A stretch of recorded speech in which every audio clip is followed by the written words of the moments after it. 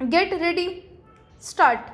Mr. Deputy Chairman, it is a formal proposal that has been placed before us, and I do not think there is anybody in this House who would oppose the recommendation for ratification of this very important convention. These conventions have a history that goes back to at least 60 or 70 years, if not more, but the present convention, the Universal Copyright Convention, is much more comprehensive than all the previous conventions in this regard. I have not very much to say about this convention. Dr. Shirimali has explained the objectives of this convention and the benefits that would accrue from it.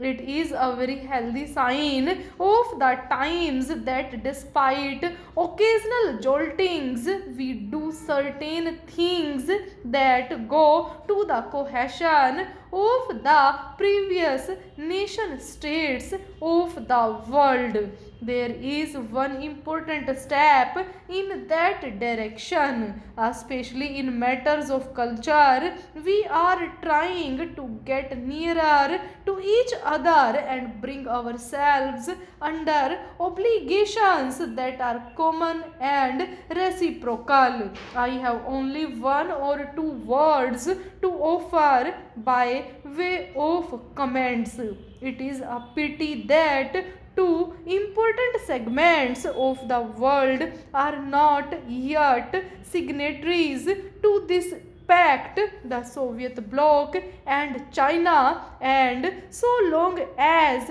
these two very important areas of the world do not come within this convention, we cannot expect the best out of it. The importance of this convention is all the more so because India will very shortly be participating in one of the major projects initiated by the UNESCO, the project of East West culture exchange relations, a proposal that was accepted at the last journal conference of the UNESCO held at New Delhi. This program envisages that translations of some of the most important works from Asian and African countries will be exchanged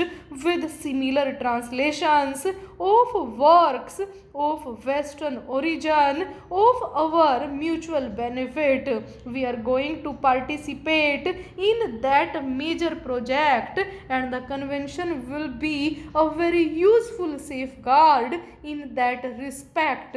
As years roll on, more and more Indian authors are being translated in various languages of the world, and these books are becoming more and more popular. It is only proper that our authors get the copyright protection in those countries that are contracting parties on the strength of this convention. It is a pity that this convention was adopted in three major languages: English, French, and Spanish, and not in Hindi. I regret somewhat that we could not have our national language included in this list. In fact, whenever the question comes up for recording and propagating international contracts, the claim of the Indian national language is not recognized. I do not know whether the case is not pressed or whether it just goes by default.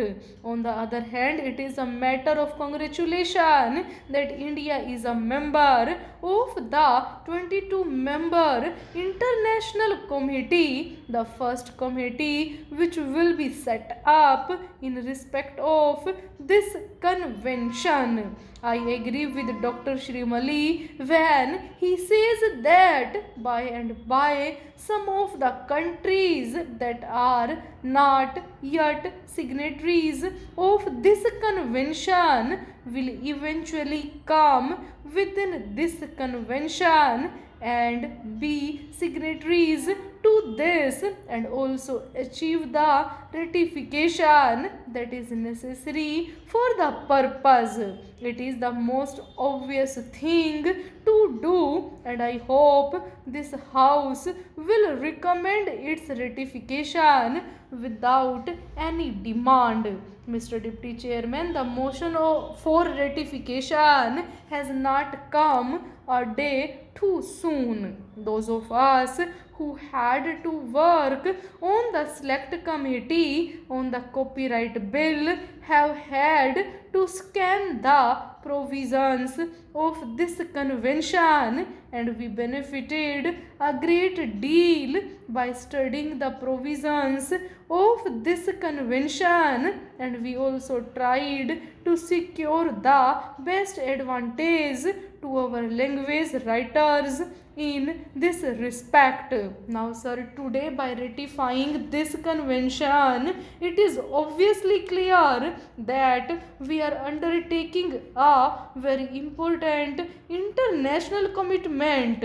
It has been said, I believe, in the other house in this respect that with its long and ancient cultural heritage, with its great past literature in the ancient languages, India will have much to give, and therefore India stands to gain. But sir, one aspect of the thing which is not generally probably realized is that today the Indian languages are on the eve of a very major development. We have accepted Hindi as our national language.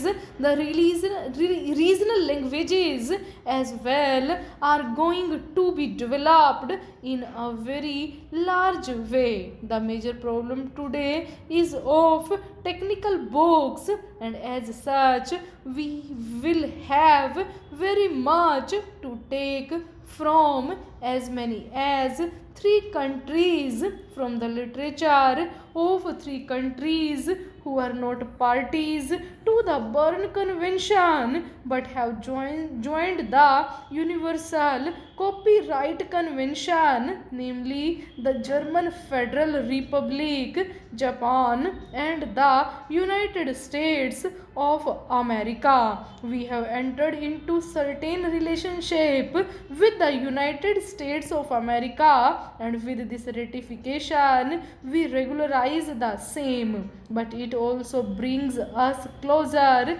to these 2 other countries, and I am hoping, sir, that the ratification of this convention will open out a new vista. Full stop.